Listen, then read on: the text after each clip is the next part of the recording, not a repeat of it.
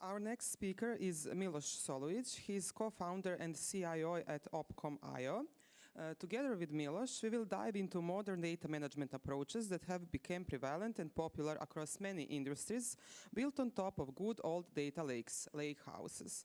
Some of the most common problems are being solved with this approach: demolished data silos, inefficient data processing, and real-time analytics. Milos, you can start.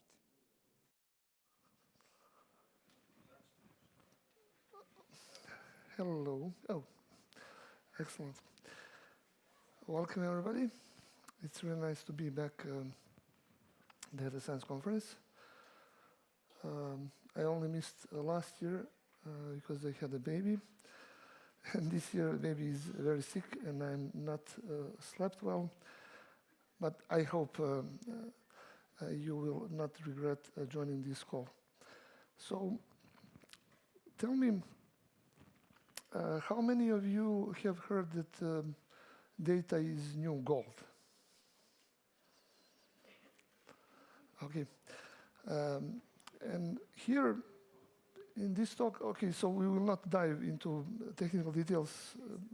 Our dear colleagues from Bosch did it really nicely, and they had really nice use case from previous talk. Here, I want to make some case that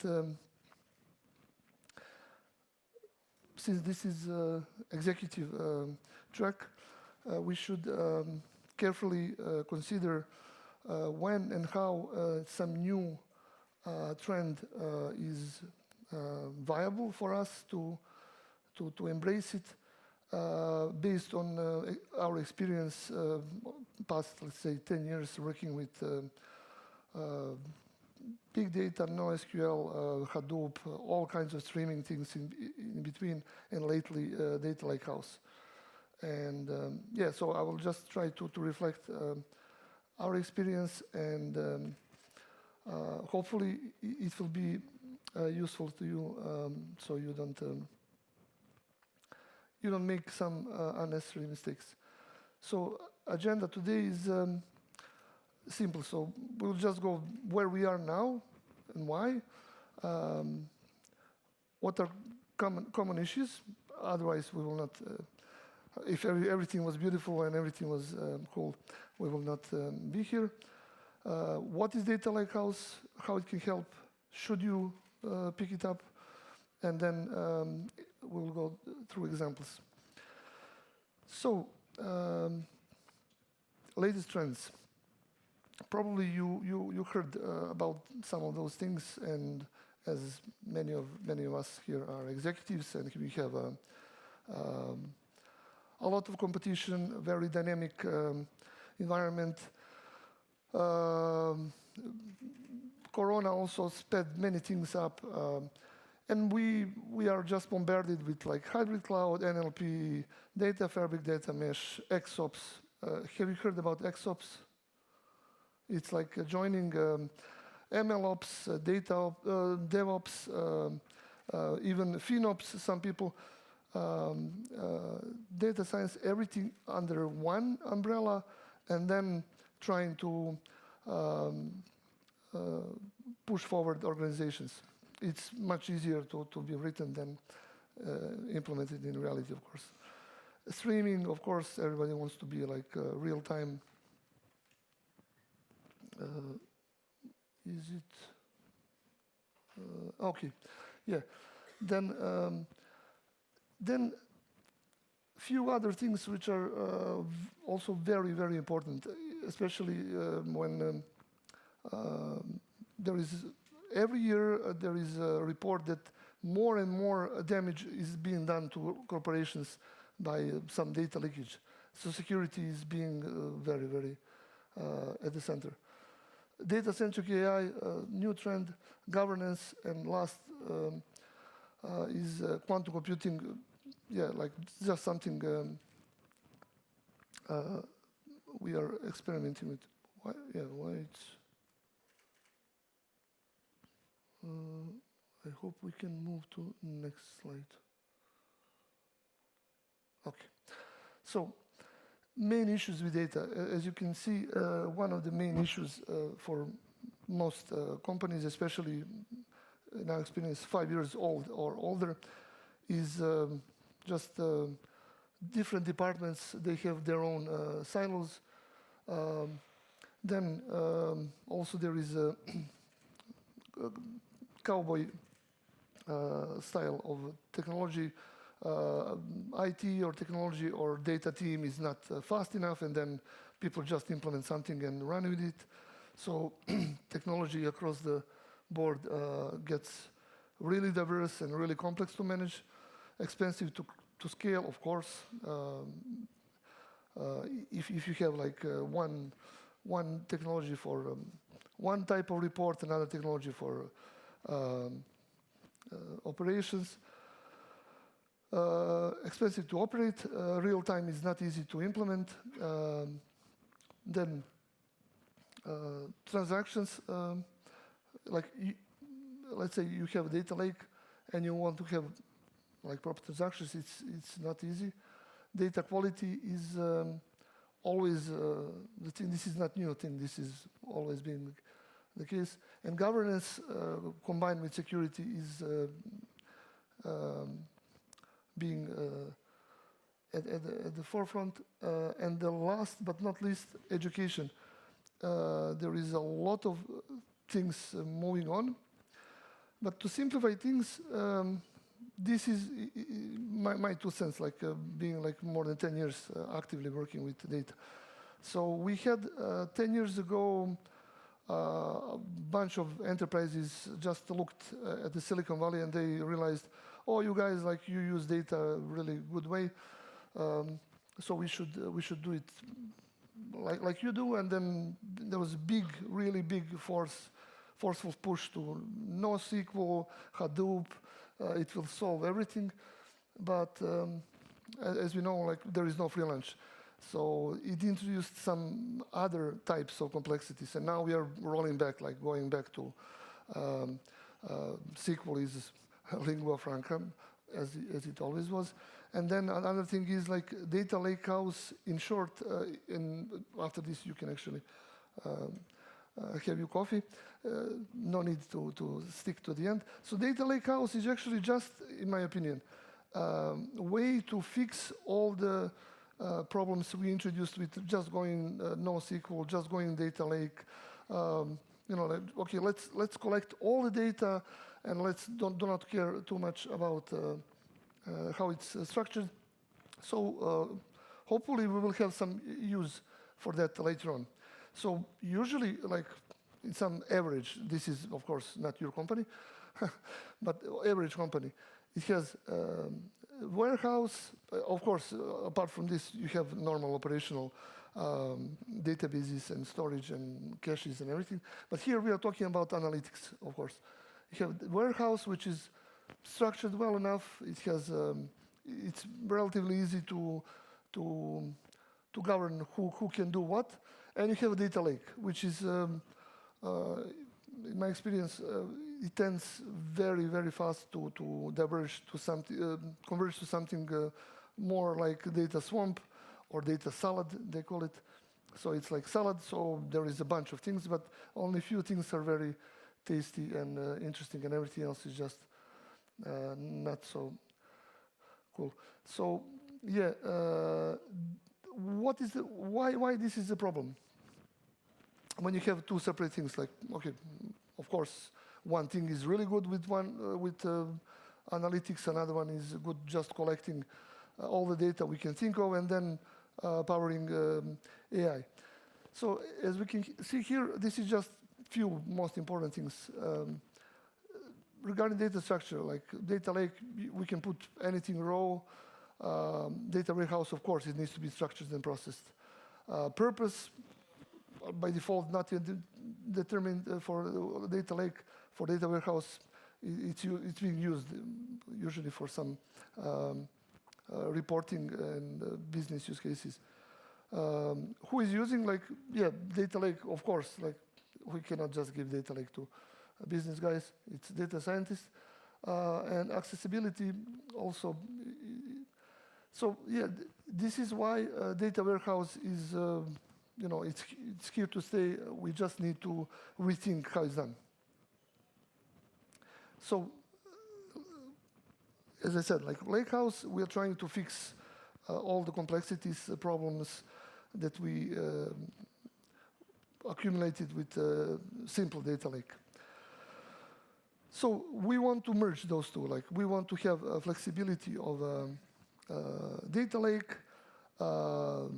easy of use, reusing data, having one place to store data, using data for both analytics, for the data science, for the machine learning, but also running streaming and everything between.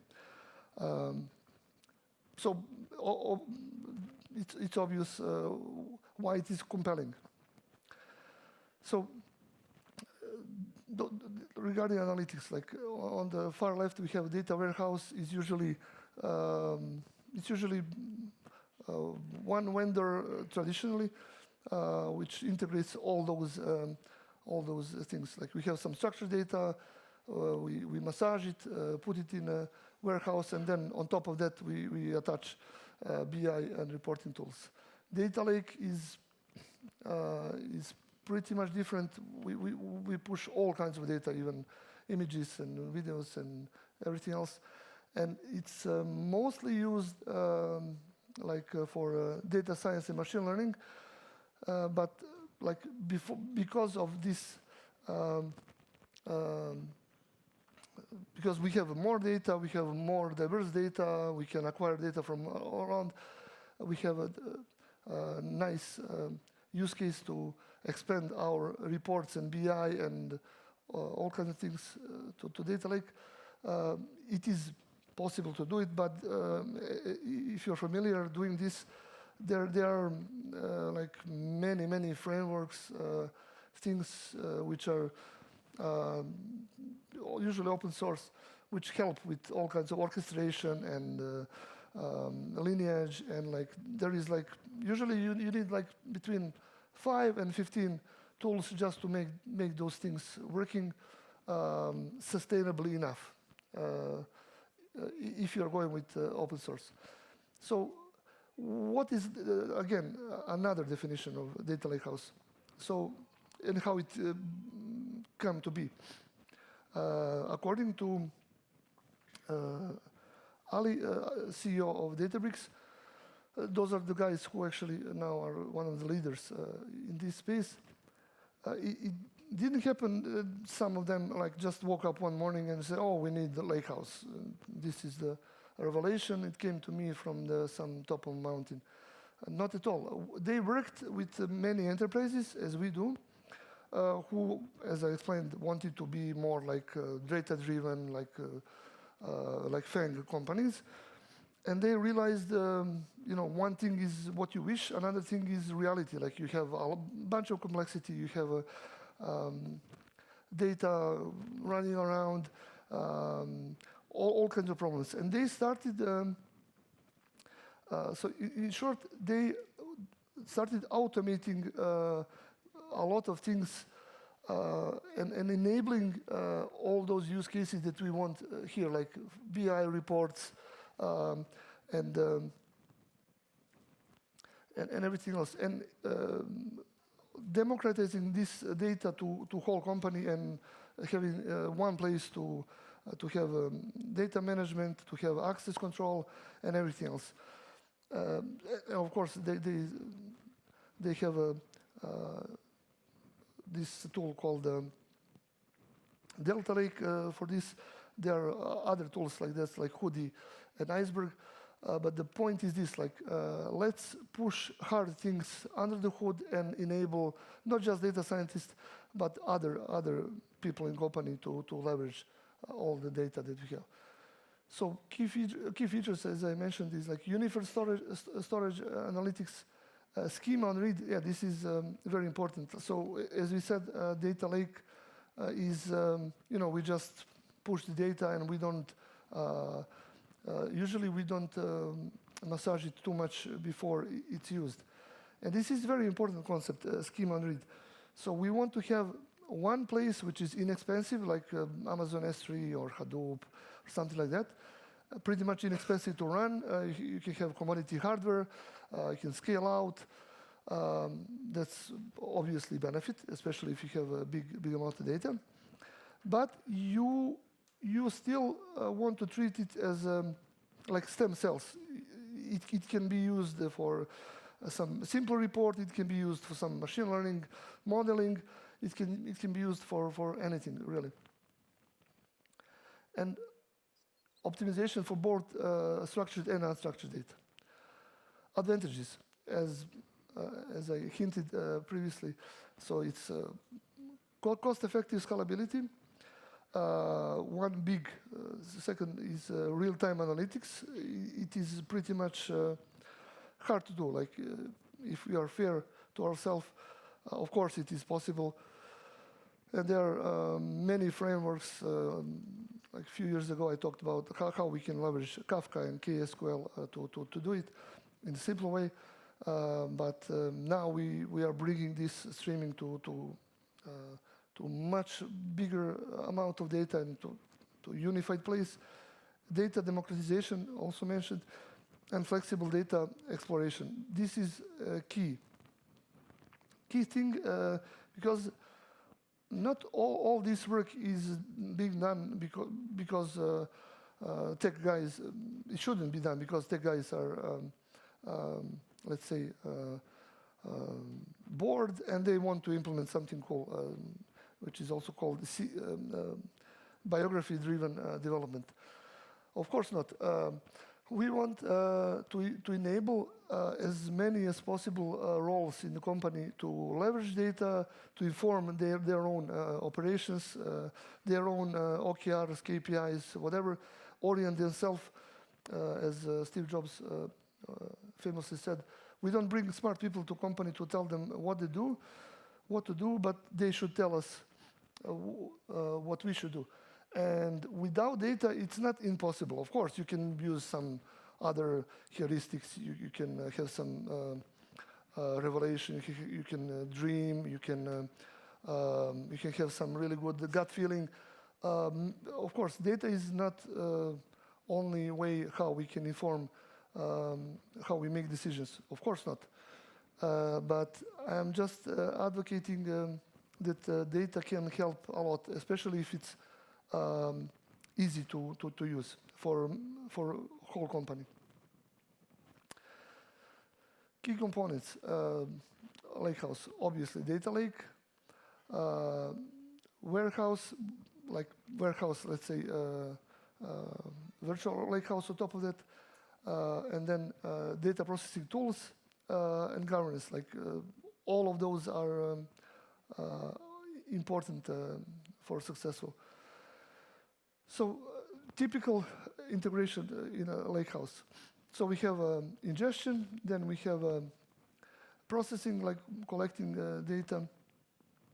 Then after that, quality assurance, and at the end we have integration. Like we can push this data, stream it, or make it available through APIs for some other internal applications, other pipelines, or we can just visualize it using some tools. Governance, like, yeah, previous talk, they mentioned like Unity catalog. It's not only solution, but it's very powerful. So this part is, in my opinion, is probably one of the biggest pain points that forces companies to move forward with Lakehouse, which is governance. So data catalog, lineage, and policies, permissions are being. And this is one, like, let's say, apolitical overview of our, let's say, typical Lakehouse ecosystem. Obviously, we have our own partners, technology partners that we collaborate with all of the public clouds and big providers like Databricks.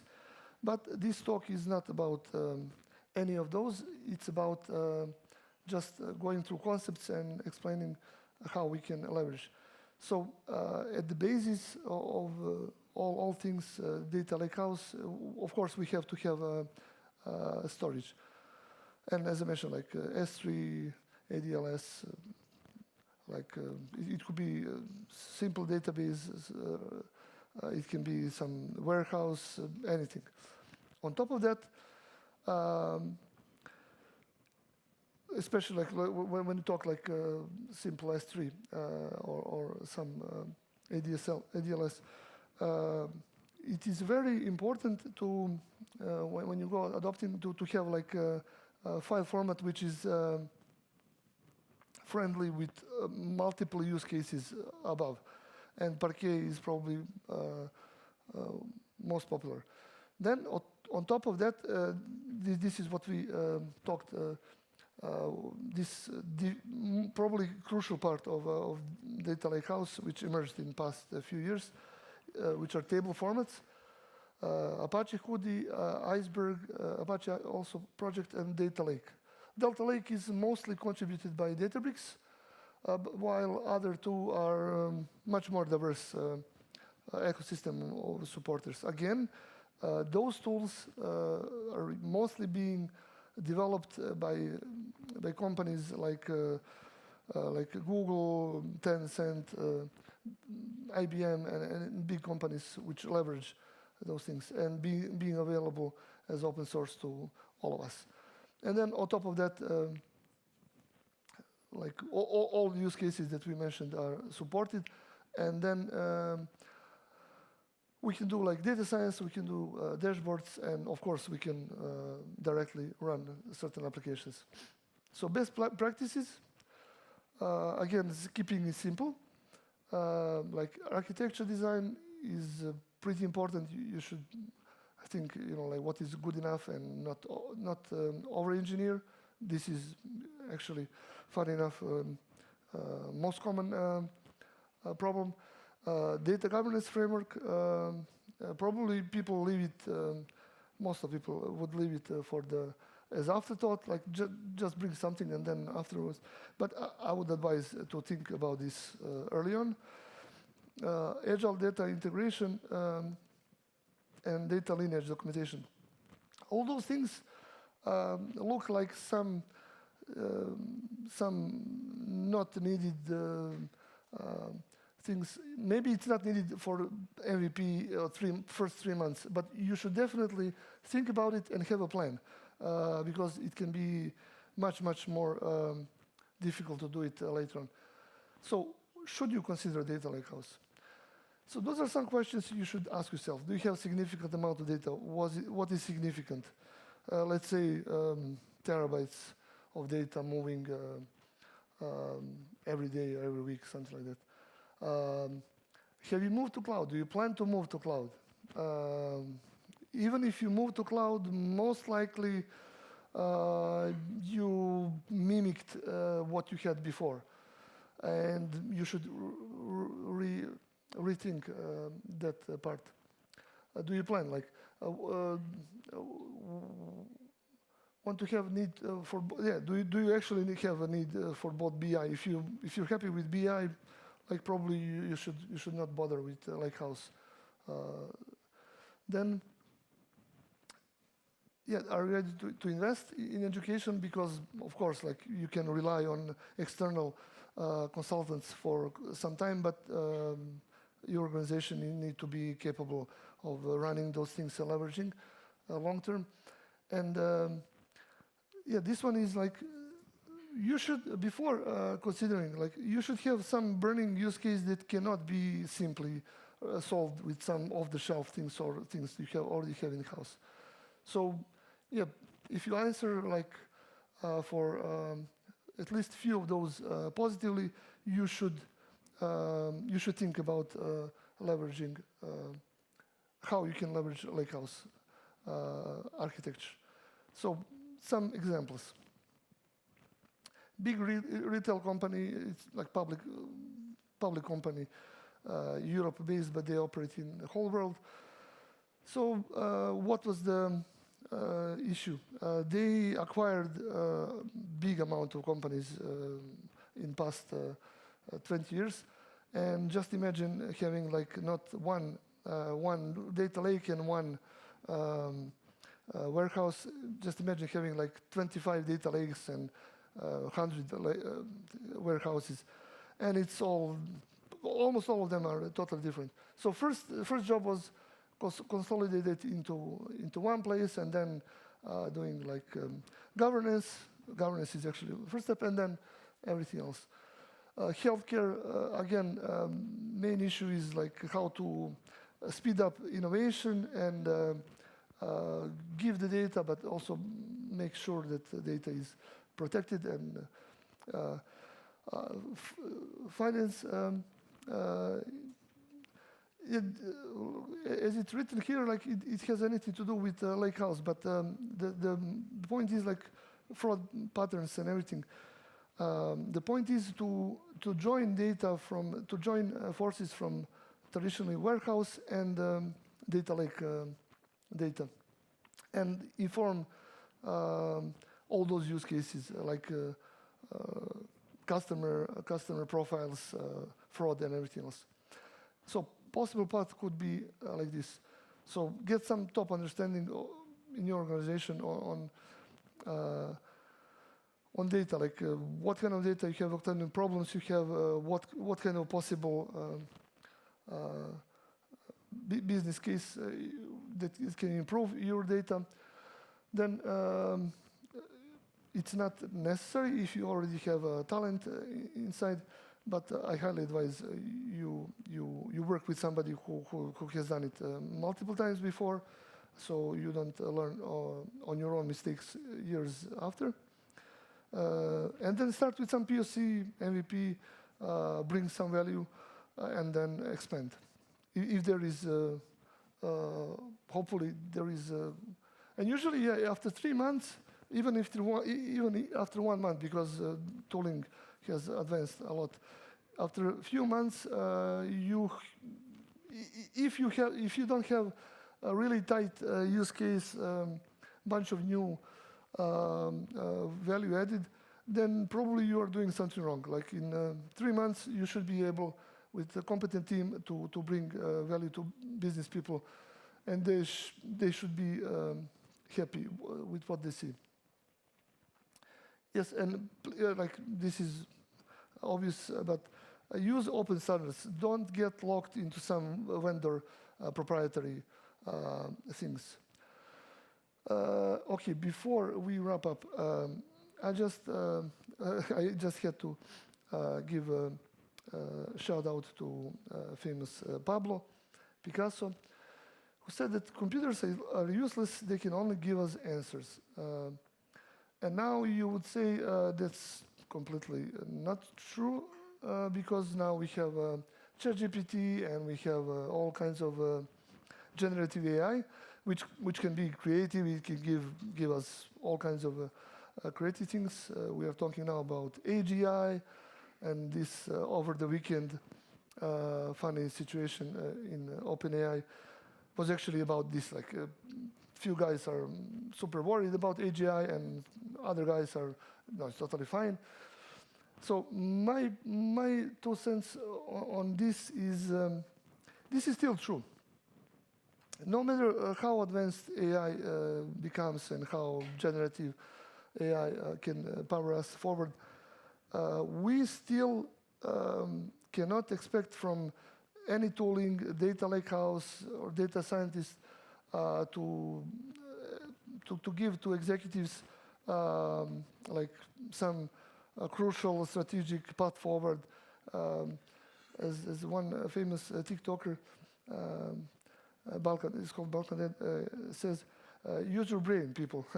So we need to first think on first principles, inform ourselves, like what technology is available, how it can power us, what are the gaps in the market, what are threats, SWOT analysis, and then when you have clear business goals, then use tools to help us achieve those. Vice versa is not working. Of course, it can work, but in my opinion, it's much better to start with business and then look for the tools to support us. So, what we had in this talk. So we went with Zeitgeist, where we are and why, common issues we face, what is Lakehouse and how it works, how it can help us, and should you pick it and how. And also we had very few examples because we had that limited time, and I don't want to cut your time for the coffee. So people, with this, yeah, this is it. Do you have any questions?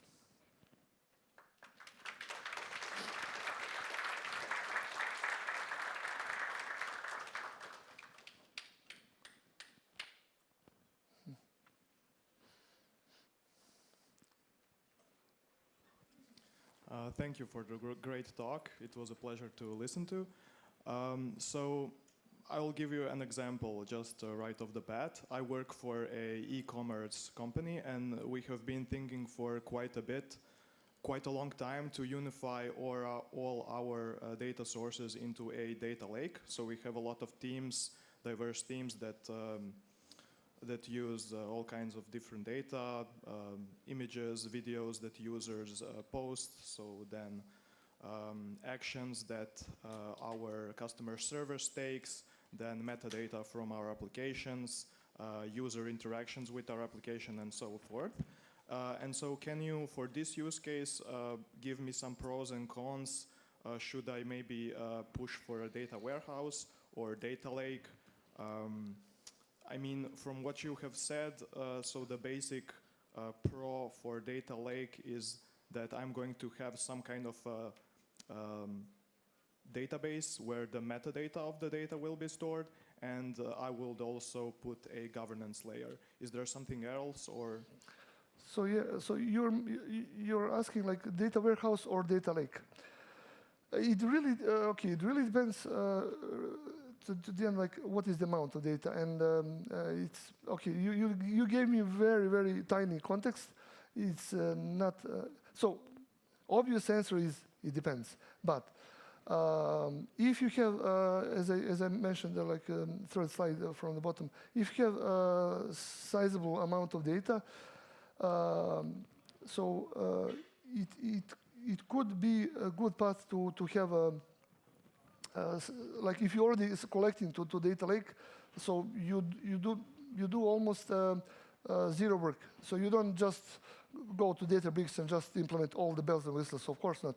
What you should do is like start standardizing format, which data is stored, like Parquet or Avro, and then on top of that you can start implementing functionalities which are actually needed for you. Of course, you don't need to implement all the governance and all the things, but just start with this. What can bring value I'm just being realistic. What can bring value in 1 or 2 months? So you feel good, business owners feel good, and then you expand from that, from there. But again, like if you want. If I understood correctly, so you want to leverage all these diverse data types and to inform all kinds of things like inferences, machine learning, something like that, then definitely you should have a data lake, and on top of that you should start standardizing and building blocks for data lakehouse eventually. Okay, thank you.